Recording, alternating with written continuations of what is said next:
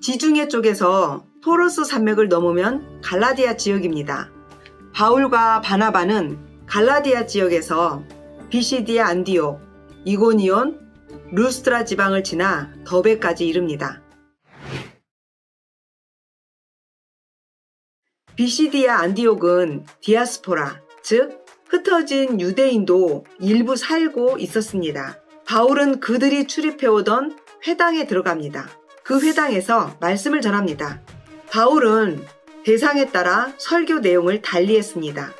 구약을 이해하고 있던 유대인들에게는 구약을 풀어가면서 예수의 구원을 연계시켜 외칩니다. 하나님 나라 백성의 복을 전하는 것입니다. 비시디아 안디옥 설교는 바울의 여러 설교 중 이방에 거주하는 유대인 대상의 설교의 전형입니다. 아브라함과 다윗에 이어 예수의 죽음과 부활의 의미를 전하는 형태입니다. 비시디아 안디옥 유대인들은 모세의 율법을 잘 지키려고 얼마나 버둥거렸을까요? 율법을 지키려 애써본 사람들은 압니다. 스스로 노력해서 의롭게 될 수 없다는 것을 뼈아프게 느끼고 있는 사람들입니다. 하나님을 경외하는 자들도 할례나 율법으로가 아니라 오직 예수 이름을 믿으면 의롭게 된다는 것입니다. 이 때문에 반응은 가히 폭발적이었습니다. 바울의 이 말씀이 끝나자 사람들은 회당을 나섭니다. 그들이 나갈새 사람들이 청하되 다음 안식일에도 이 말씀을 하라 하더라. 이번 주에 했던 설교를 다음 주에도 똑같이 다시 해달라는 격입니다. 목사님이 똑같은 설교를 2주 연속 해달라고 교인들에게 요청을 받는다면 그 영적 감흥도를 짐작할 수 있겠죠. 그런데 비시디아 안디옥 사람들이 지금 뭐라고 합니까? 다음 주에도 이 말씀을 또 하라는 겁니다. 회당 모임이 끝나자 바울과 바나바를 따르는 자가 많습니다. 그 다음 안식일에는 온 시민이 거의 다 모였습니다. 그러나 이를 시기하는 유대인들이 있습니다. 여전히 예수를 메시아로 인정하지 못하는 자들입니다. 그들이 지도층 인사들을 선동합니다. 다시 살기등등한 분위기로 바뀝니다. 바울과 바나바를 박해합니다. 그리고 그 지역에서 쫓아냅니다. 바울과 바나바는 여행지를 그 옆 이고니온 지방으로 옮겨갑니다. 오늘의 터키 고냐 지방입니다. 그곳에서도 회당에 들어갑니다. 말씀을 전하고 표적과 기사가 나타나자 거기서도 두 사도를 돌려치려고 달려듭니다. 그러나 제자들은 여전히 기세등등합니다. 이번에는 루스트라로 갑니다.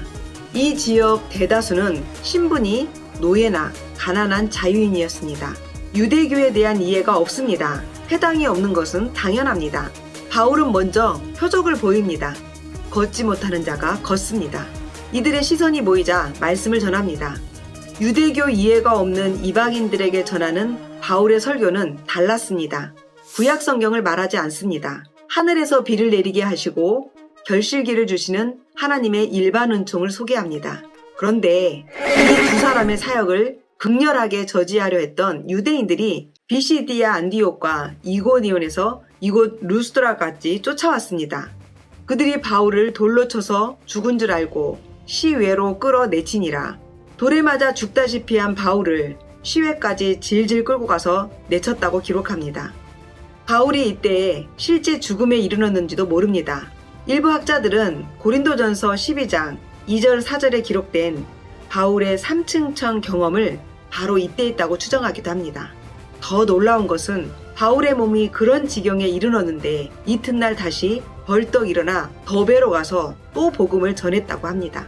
루스트라에서 더베까지는 자그만치 약 100km가 되는 거리입니다. 바울이 이렇게 기세등등한 것은 성령의 능력이 그 저력입니다. 그리고 그 더베를 끝으로 지금까지 선교해왔던 지역을 그대로 다시 거슬러 옵니다. 바울에게는 죽음의 위험이 도사리는 땅들이었습니다. 더베, 루스트라, 이고니온, 비시디아 안디옥, 어느 곳에서나 유대인들이 돌을 들고 살기 등등했던 그 땅을 다시 밟는 것입니다. 바울이 되돌아오면서 무엇을 합니까? 뿌린 복음의 씨앗들이 견고히 서도록 지역교회에 장로들을 세웁니다. 다시 토르스 산맥을 넘어 밤빌리아에 이릅니다. 버가를 들은 후 아탈리아를 거쳐 그곳에서 배 타고 수리아 안디옥에 도착합니다. 사도행전 14장 26절이 바로 바울의 1차 선교 여행의 끝입니다. 두 사도는 피먹는 헌신으로 갈라디아 지역 여기저기에 교회를 세우게 됩니다. 하나님 나라가 그 땅에도 임하기 시작한 것입니다.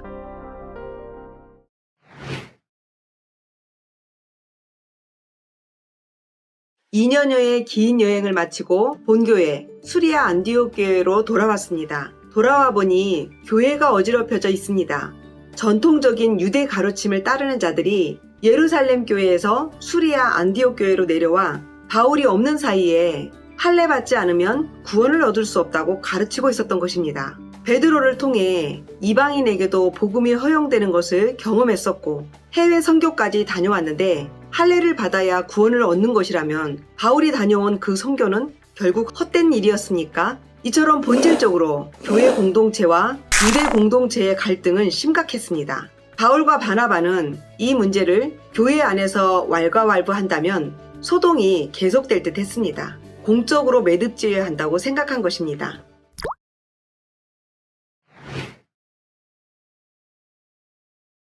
그래서 마침내 예루살렘 본교에 총회가 열리게 됩니다. 주요 안건은 이방인의 할례와 음식 정결 예식에 관한 것으로 보입니다. 논의가 시작되고 베드로가 이방인 고넬료의 전도 사건으로 발제합니다. 이방인에게도 복음으로만 의롭게 된다는 것을 설파합니다. 베드로의 결론은 이렇습니다. 그들이 우리와 동일하게 주 예수의 은혜로 구원받는 줄을 믿노라.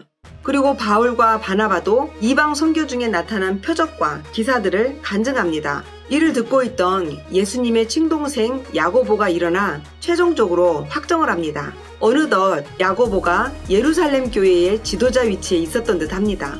그는 아모스 9장 11절 12절을 들어 이 총회에 종지부를 찍습니다. 요지는 모든 이방인들로 주를 찾게 하려 함이라, 이 말씀이었습니다. 이 말에 더해서 야고보가 권면합니다. 이방인 중에서 하나님께로 돌아오는 자들 괴롭게 하지 마라. 믿음을 가진 이방인을 율법을 지키도록 강요한다면 안 된다는 뜻입니다. 대신 율법을 안 지킨다고 아직도 저렇게 아우성치는 자들이 있으니 서로에게 자극하지 말고 잘 이해해보자는 것입니다. 그래서 유대인의 입장을 반영해 몇 가지를 말합니다. 우상의 더러운 것과 음행과 목매어 죽인 것과 피를 멀리하라고 결정합니다. 땅 의제를 마무리합니다. 그리고 이 내용을 공증 문서로 보증하자는 것입니다. 이방인들에게 복음이 허용되지만 유대인들과의 시비를 없애기 위해 그들이 금기시하는 것에 굳이 신경을 거스르게 말자는 것입니다. 바울과 바나바는 총회 결과를 기록한 편지를 들고 내용을 보증하기 위해 이폐인격인 유다와 실라를 동행해 수리아 안디옥으로 되돌아옵니다. 수리아 안디옥 교회에서 그 문서를 읽어주었을 것입니다. 이방인이 복음으로 구원 얻는데 문제 없다는 말에 모두 기뻐합니다. 그 수리아 그리고 길리기아에 있는 이방인 형제들에게 이 문서를 전했을 것입니다. 이방인이 복음으로 구원받는 것을 확증해 주었습니다. 예루살렘 총회의 개최 시기는 학자들마다 다소 차이가 있습니다.